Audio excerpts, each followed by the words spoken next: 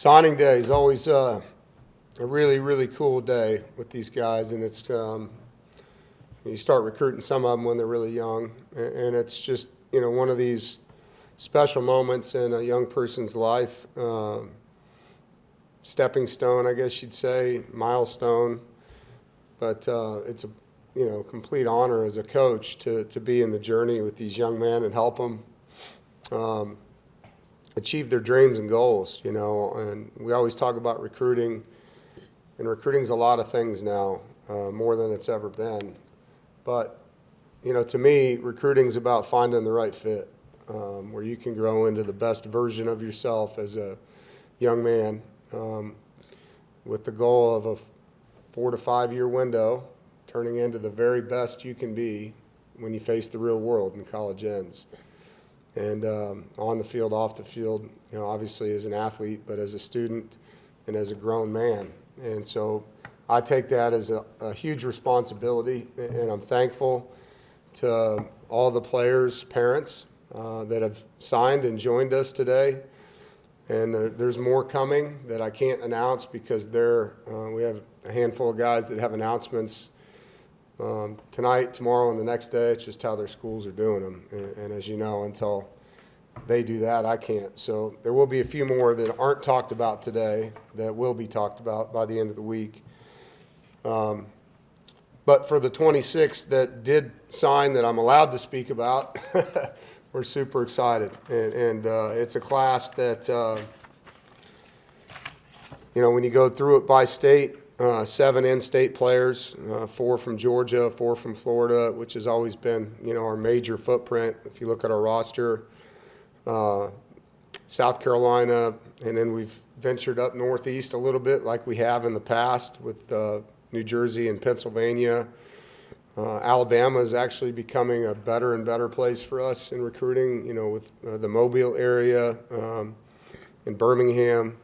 So, getting into that area, super excited. We were able to get a kid out of the Midwest in Illinois with Stephen Brown, and then 1 player from Virginia and 1 from Maryland. 11 of these young men were captains of their football teams, which I love, and pretty cool to have so many. I think it's 15 multi-sport athletes in this class, which is something I also love, guys that are competing, not just in football, but year-round. And quite a few, positions that are represented, and there'll be, as I said, a few more additions to it. But really excited about the skill, and we needed to add more players in those positions, and feel like several of these guys will be able to play early in our program. But it's unique, it comes on you fast. You play your last game on Saturday, and 4 days later is signing day. And some of these guys are still playing. We've got several of them that are still in the playoffs themselves and have state championships they're trying to gain in as a team. And then you turn around and, January 12th, we'll have 22 to 26 of these guys moving in mid-year. And so it's amazing how quickly all this stuff goes. And known a lot of these guys for a long time, some of them not as long. I've known Aiden Small since he was a freshman, and Jacob Smith, known a long time.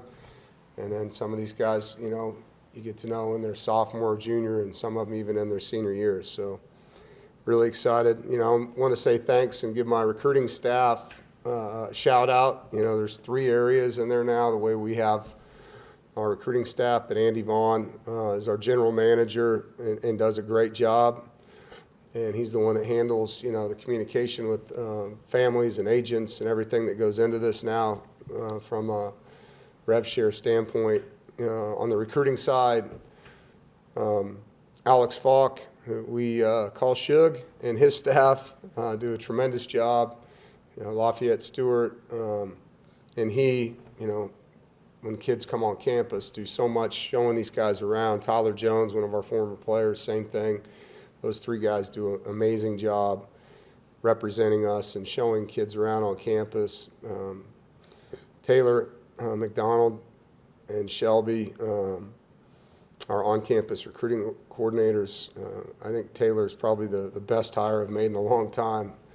what she does in the recruiting office is just fantastic. And then Austin Shelton and Vinny and Daniel, what they do in a player evaluation, they're on our player personnel side. And so you have a player personnel side, you have a recruiting side, and you have a general manager and an on-campus recruiting side.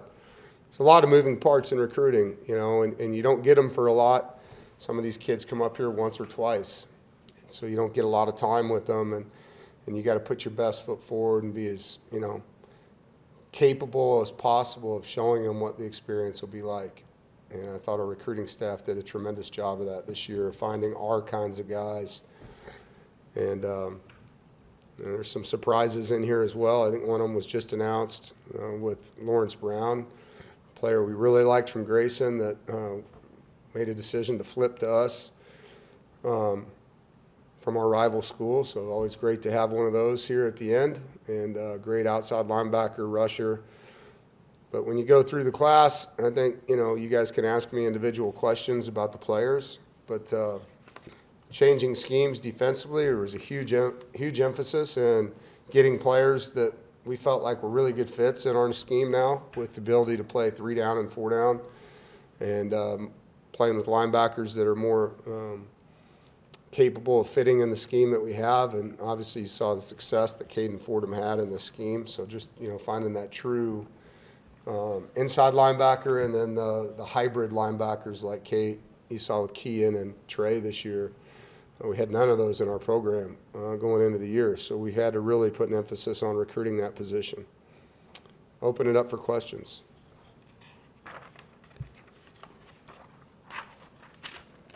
Noah? Dave, happy birthday, by the way. But, Thank you. You talked about recruiting the Mid-Atlantic, going up to New Jersey or Pennsylvania, that area that you guys had in the last few cycles. And how much did DJ Elliott kind of play a role in finding guys up there? Yeah, I had a lot to do with it. DJ being in Philadelphia, coaching at Temple, and then living there and recruiting that area, and having, obviously some relationships up there. And I also have, from my time recruiting up there, when George McDonald was here, we went up there pretty hard, and with Kelvin Harmon, Louis Asus, Josh Fed Jackson, Devin Leary, it was a productive area for us for a while. And so when DJ started getting interest from guys up there and getting them on campus, it was easy for me as well to get back in there. Jordan Moretta, as coach, and I have a really good relationship, so it was great to rekindle that, with the recruiting of Jordan.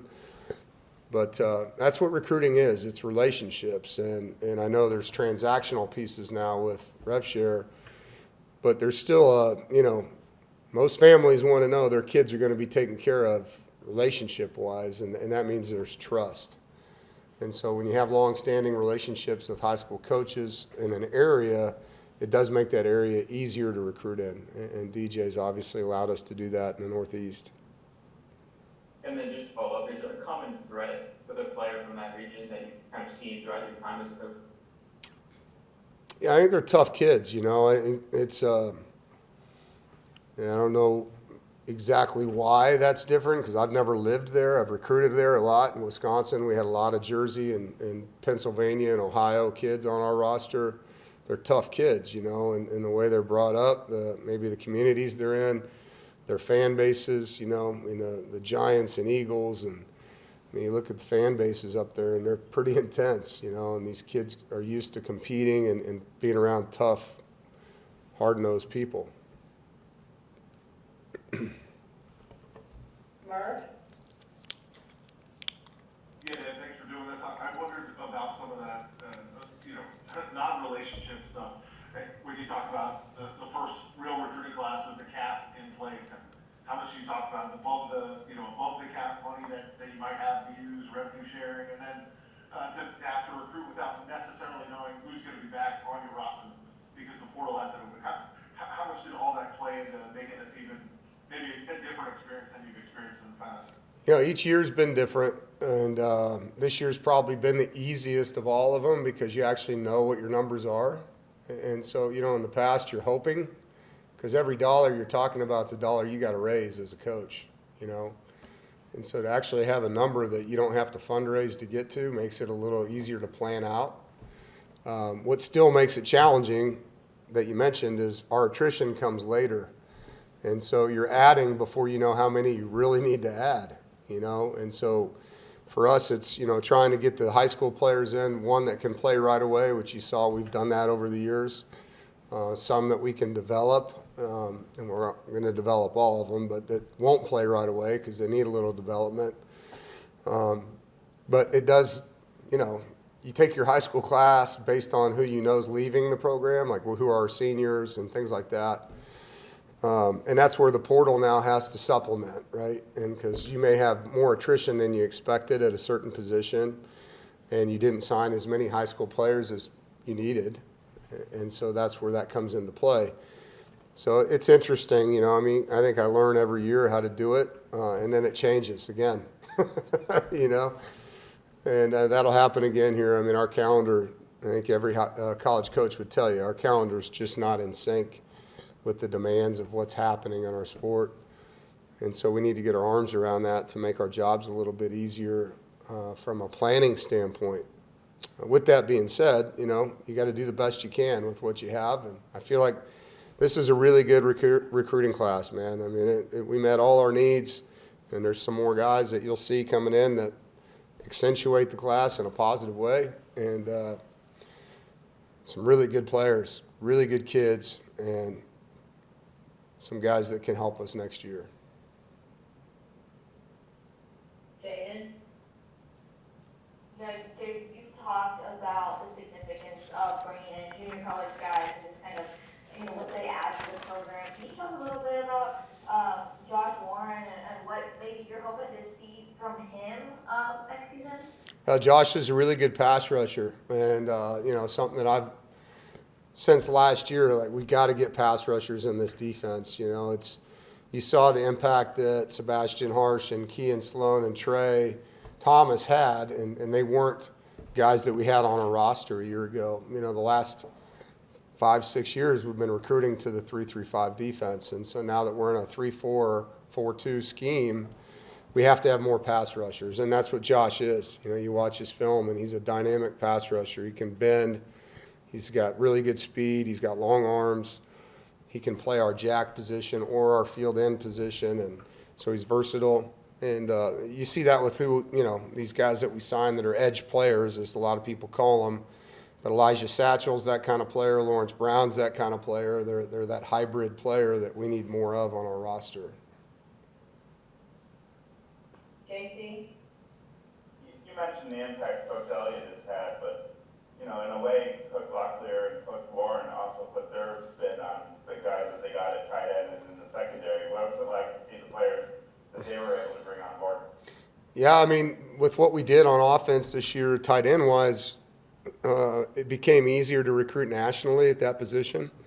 And the fact that, you know, we're for sure losing 2 of our 3 tight ends. With Justin and Cody Hardy being out of eligibility. Dante is in the mix of trying to get another year, so we're hopeful for him with the whole junior college thing, and you just never know. We might get another year for him, and we're trying.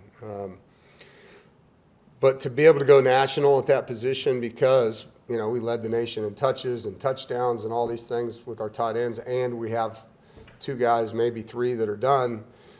It helped us with Stephen Brown. Like, what a great athlete. You know, 2-sport guy, tremendous basketball player, tall, rangy. And Gavin did a great job going out and finding guys. And then, you know, Tex was a guy that committed early to someone else. We didn't really have much of a relationship there. And then he saw what happened offensively here and how he could be used. And so, you know, again, he came in late to the picture. We have liked him a long time. We're super excited. And he's a guy that's high school teammates with A.J. Richardson, who's on our team, and A.J. just bragged about how competitive and tough and athletic he was. So for us, it's great, you know, when you have a guy that knows him differently than we do that can give you some skinny on him. But it really helped us, you know, and then Charlton has relationships everywhere. I mean, he's coached all over the country, and has a lot of respect across the country, and, you know, you can see that with the guys we were able to get in the secondary. Chris? Hey, Coach, we had some sound sent to us from NBC affiliate down in South Carolina from Mary Acker, and he talked about how much he felt like he was a part of a family coming to NC State, which backs up everything you want your program to be about. But then he also said he wants to make sure that he helps the team get to 13-0 next year before trying to win a national championship. And I know that those are lofty goals, but when you have a high school seniors coming in as a freshman that has that type of competitive fire, is that something that you guys look for specifically, guys that have that type of high expectation for themselves, but also wanting to help the program get to that level as well? Yeah, I mean, you want super ultra competitive guys, and I've always said this. You know, when you find players from winning programs and guys that are ultra competitive, it helps you. It's challenging when you sign a kid from a losing program, and maybe over time they even accept what it's like to be like on a losing team. Like for me, that's not the makeup I'm looking for. And you know, Miri's comments are welcomed, and I would love for him to do that, to be able to come in and get our program to another place with all these guys. I mean, that's the goal. You know, they're not coming here to stay where we're at. They're coming here to help us get better. And that's the goal of every recruiting class, you know, and for these guys to stick together and in a time where recruiting classes break up all the time, you know, and, you know, having them stay together and compete together and get us better together. And that's what it's all about. And our players did a good job hosting these guys, and I think talking to them about our culture, to your first comment. And I think, you know, again, I recruit the same way I coach, the same way I talk to you. I'm very direct. I'm very transparent. And I do that for a reason. I don't want a kid to come to NC State and feel like he was sold something that it isn't when he gets there. And I tell guys that in my office, like, this is what it's going to be like. This is how we work. This is how we coach. These are the things we expect. And if that's not what you want, you probably shouldn't come. And we try to find guys that are a match. You know, hey, coach, that's what I want. I want to be held accountable. I want to work hard. I want to be pushed. I want to be with people that care about me. And so, you know, we're not salesmen from a standpoint of pushing something out there that isn't real. And that's the beauty of being somewhere 13 years. You know, you can, here's the data on our program. Here's where the GPA was 13 years ago. Here's where it is now. Here's how many players we put in the NFL. Here's how many linebackers, receivers, and so on. Here's the stats at your position. Here's, you know, so I can really be a guy that presents information that over time repeats itself, and that's a predictor for them on what they're going to get when they're here. And I think when you're transparent and honest and authentic, kids like that, man. I think some of these schools they go to, they feel like it's just a song and dance, and that's the last thing I want them to feel when they're here. Thank you. JC? Kind of piggybacking off of Acker, you have like a serious 400-meter dash sprint relay squad with these guys. Is this one of your faster classes? And then the second part is, you know, what is it like to watch someone like Tyreek Copper, who you find, and then he has the video game numbers as a senior and just explodes? Yeah. Well, Tyreek, you know, is a great reason why you should still have high school camps. And, you know, that's where we discovered his talent, you know, and we knew his stats from last season, but we hadn't seen him in person until our high school summer camp. And when we did, we were like, holy cow, this guy is a great athlete. And got with his mom and dad, brought him in my office, offered him a scholarship. You know, in a matter of days, they had committed. And that's why you have camps. And there's a lot of schools that are reducing their number of camps because of the load we have on us now. June is a really hard month. You know, when you're coaching your own players, you're having high school camps, you're having official visit weekends. It's become one of the more challenging months on the calendar. And so a lot of schools have reduced their camps because of that. I think he's a great reason why you shouldn't do that. You can still find players that other people haven't found. And to your point, I don't know. I'm the wrong guy to ask about the track times. I mean, 13 years of them. But yes, this is a fast class. There are guys that can really run in it. And if it wasn't, then I did a bad job. Like, you should be trying to get faster with your football program all the time. Irv? Yeah, well, you mentioned the 13 years. I wanted to ask, we haven't had a chance to talk to you about coming back for that 14th year and the comments that you made and Boo made about having the resources to do what you guys want to do. And then secondly, feeding into that, opening the year in Brazil. I don't know if that was an opportunity you talked to some of these guys about, hey, we can show you the world a little bit too, if you come in and see Sid. Yeah, I mean, what a great opportunity. I told the team this. I've been coaching 32 years of college football, and I've never been out of the country to coach a game. And so it's unique. I mean, it is a unique opportunity for these guys, and I'm so excited for them and thankful, that Boo wanted to do it. And he was excited about it just like I was. I mean, that was a short conversation. Like, hey, do you want to play in Brazil? Hell yes, And just let's make sure it's safe for our guys. Like, that's the biggest thing. You want to have a good place to play, and you want to have security and safety and all that while you're there. And as far as being here, like, I'm having fun, and that's the thing I told everybody. Like, I'm enjoying myself. I love this team. I love these guys. I'm fired up about our recruiting class. My staff chemistry is excellent. And so, again, I think a lot of stuff was made out of somebody's comments that doesn't have the right to say those things. I mean, nobody called me and asked me. They just put some BS out there that they think is going on. And I'm used to reporters like going to Annabelle and saying, hey, can I ask Dave, is this true, before they say something about me or write something about me? Like, that's what a reporter should do. But now we just get on podcasts and tell everybody that we have a source and we know what Dave Doeren's going to do. Like, that's such BS, So I love what I'm doing. I'm coaching my butt off. I'm having fun doing it, and I love where I'm working. And I'm going to keep doing it and, see where it takes me. Jaden?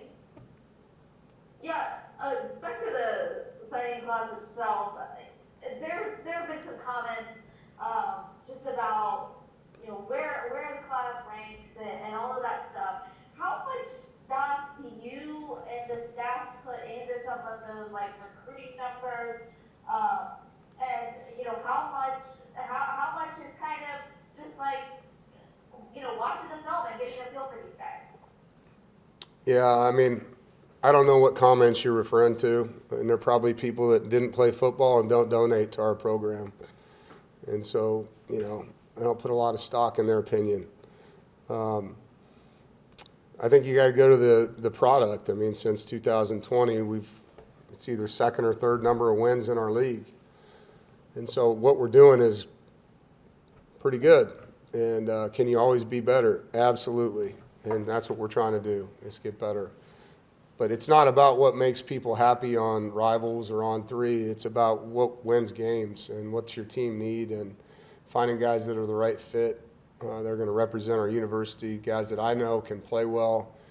And I think one of the best stats I saw is 7 or 8 years ago, it was around COVID, that we were top 3 in the nation at putting players in the NFL that were ranked 3 stars or less. And so, this is a developmental program that knows how to identify talent, and always has been since I got here, and will continue to be that way. And the thing I love about Boo is he wants us to get better, and he's doing everything he can to provide resources so we can be more competitive, not just from a rev share standpoint, but also from a facility standpoint. We're gutting our dining hall and putting together one of the nicest places to eat in college football for student athletes. It fires me up because nutrition is really critical for these guys. And so improving facilities and improving our rev share and all those things go together allows us to do that. But I think from a fan standpoint, you should care more about the results than you should where we're ranked. As far as I know, UNC's ranked ahead of us in recruiting every year I've been here, and compare the records. Noah? You guys signed RJ Boyd. I just wanted to kind of know, what it's like for you to kind of see him go through what he has and kind of come out on the other side of it. Yeah, RJ, was in our class 2 years ago and has been battling cancer. And whenever that battle ends, I don't know when that's going to be. I know he's doing really well with his treatments, and we're hopeful, that he can be a member of our football team. We totally believe in that young man and know that he's been through hell and back with his treatment schedule. And, Coach Goebel does a great job, our running back coach, is staying in touch with them. And so, that thing is ongoing. But, he went from being a member of last year's class to this year's class. And, his prayers go out to him, and as he continues to battle and get healthy and get back to who he was as a high school athlete. And then staying on the running back trend, you guys signed Noah Moss, a guy from Alabama, played for Philip Rivers. What's that like, kind of be able to recruit a guy from a player, that played at NC State? Yeah, Philip gave us a heads up months ago about him, and we watched his film early in the season, and at that time just didn't know if we were going to take 1 or 2 or 3 backs in this class. As the season went on, and looking at our team and watching him play, because he got better and better, and he plays both sides of the ball. He's a really good defensive player too. It was obvious that he's a really good football player, and got a great pedigree. He's a winner, and a little bit bigger. 6 foot 6'1", that can do a lot of things and will help us on special teams as well, because he's a really good tackler on defense. It was a no-brainer. All right, Mark, you want to finish this up? Yeah, Derek, just wanted to ask about the quarterback that you guys signed and what kind of role you envision for him. Obviously, you had a ton of success with Will Wilson. Looks like a different type of player, but just wondered about the QB. Which player are you talking about? I'm sorry. I had it in front of me. I lost it.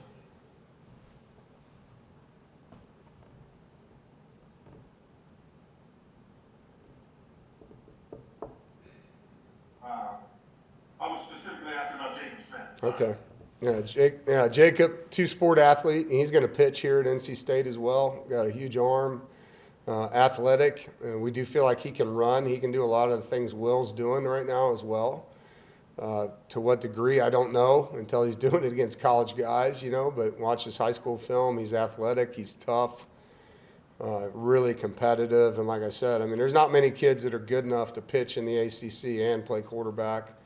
And he's got the pedigree to do both. And I know Coach Avent is excited. He and I were meeting. He came up here 3 days this week just to talk to me about Jacob. We're trying to get his academic schedule set up in the spring so he can be a 2-sport athlete. And so, we're excited for him and chance to develop him. That's the other part of this. He missed his junior year of high school because he had a knee injury. So there is some developmental things with him that we're going to have to help him with as a passer and, the speed of the game in college and all those things that go with it. But we love his makeup, and he had a hell of a season. It took him as far as they've ever been in the playoffs this year as the leader of the team. So, again, just another winner. We got one more, Noah. Yeah, kind of going off that, how do you balance, a 2-sport athlete at the college level and try to, work with baseball and kind of, how does that relationship work there with you? Yeah, it starts with the relationship. And Elliot and I, as you guys know, are good friends, and he's a mentor to me. Love him to death. And so it's easy to sit down and say, hey, here's what we expect. Here's our dates on the calendar. Here's what we're doing. How does this fit with your calendar? And then if there's things that don't fit, all right, how can we work through this? I don't want them to miss a scrimmage. And so, when we get into it, all right, here's the things he can miss in football. Here's the things he can miss in baseball. And obviously, as a pitcher, it's different than if he's an everyday guy for them. If he's playing center field and they got to have him for every game, that's a harder thing to balance than a guy that might not pitch for, every 3 games or every 4 games or whatever it ends up being. And he may not even be in the rotation, his freshman year. So we'll have to adjust as we go. But, I think I want these guys that I recruit to have the ability. I had it with Naheem. Naheem was an All-American in track and football. Worked really well with Coach Geiger during that time. He was great to work with. And I don't expect it to be any different. We had Thayer Thomas with baseball for 1 spring, and Thayer, got drafted after that spring by Boston. So hopefully it'll work out, again, where Jacob's able to manage his time. Because that's the hardest thing, man. It's, for us to put it on the calendar for a guy is one thing. For the kid to be able to manage it is the other. And it's a it's a massive task, time management-wise, to play 2 sports and go to college at the same time. Not just physically, but the mental wear down that they can have, different for each guy. All right, thank you guys. Have a good day. Appreciate it. Thanks.